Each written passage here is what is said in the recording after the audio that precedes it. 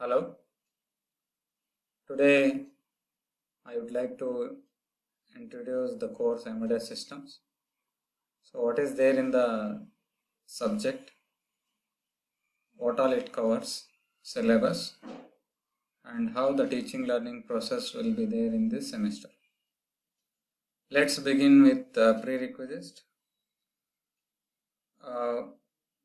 By the time you come to 7th semester, you had already covered or learned one of the microcontroller, probably 8051. So that basic is required, and it also requires a little bit of interfacing concept, and also how microcontroller works, how assembly language program will run. Also in this case we are going for embedded C, so you need to know the C programming concept. So all those things are required. Let's go to syllabus. So I'm trying to divide this syllabus in three different categories. First two chapters you could able to see it is only another microcontroller for you. So the subject is embedded system. It covers one more microcontroller, that is PIC16F877A. Specifically, I am mentioning 16F877A because we have that microcontroller in our lab. However, in the syllabus, you can see that it is not specifically mentioning any series. PIC16F series, there are around 200 plus series are there. Whichever we can able to see, whichever we have in our lab, we have to concentrate on that only. This first two chapters, around 16 hours I need. About PIC microcontroller, instruction sets, addressing mode, all those things will be covered, and basics of assembly language, how to program this, will be covered in these two chapters. However, it is not as similar as that of your 8051 because it is Harvard architecture and it is RISC computer, okay, RISC processor. So 8051 is CISC. So you have a number of instructions, more and more instructions. When it comes to PIC, it will have only around 35 instructions. With that, how can you program?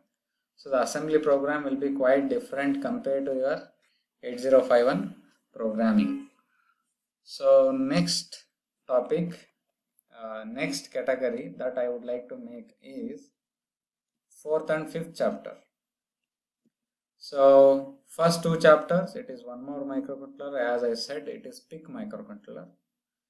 4th and 5th chapter is again one more microcontroller, which is ARM. ARM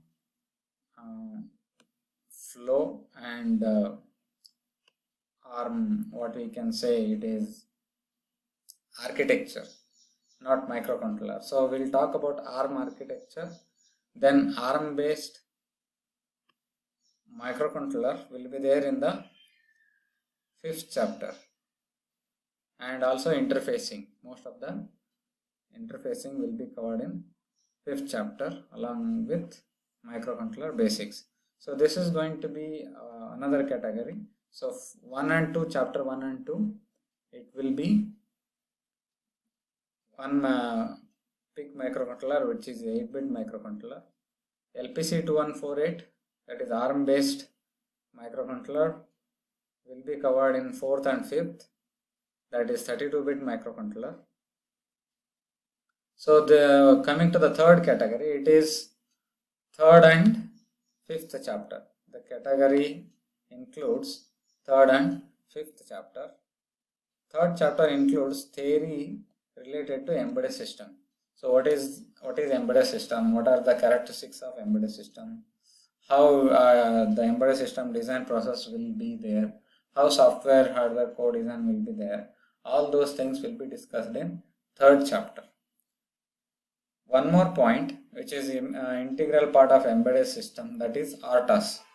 How firmware will be designed, how RTOS will be working, what are the problems associated with designing, working with RTOS, embedded systems with and without RTOS, how things will be different.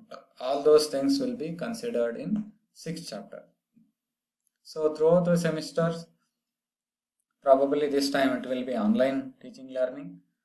However, I'll try to give instructions and try to conduct lab in online mode only, because it requires only two simple softwares. We have emulators, one software for PIC, one software for ARM. So with that you can able to do laboratory experiments in at your home itself. You don't have to do the lab you don't have to come to lab and do the experiment. However, it is only simulation. Actual hardware implementation of the conducted experiments will be covered at the end of the semester. At this point, so I told you what all will be there. However, in lab, which will be having around 10 to 12 experiments. So first 5-6 experiments will be based on first 2 chapters. Next around 5 experiments, regular experiments, will be based on 5th chapter. However, there will be some additional study experiments and probably mini project. So all those things will put together constitute lab experiment. Already I have started uploading material in Moodle. Also, we are going to use Google Classroom for uploading assignments and all. There will be introductory and summary for each and every topic. There will be introductory and summary videos, video lectures, full length video lectures will be there. All those things will be made available through Moodle. At any point, we don't want to hamper your teaching learning. You should learn irrespective of the circumstance. Any problem, so even if you don't have laptops and computers, I am searching for Android emulators so that you can do experiments in the in your mobile itself, cell phone itself. So all those things will be made available within 2 days. Day to day, any updates will be updated via WhatsApp and another Moodle. So at this point, I would like to end this introductory lecture. Hope it will be fun learning. Thank you.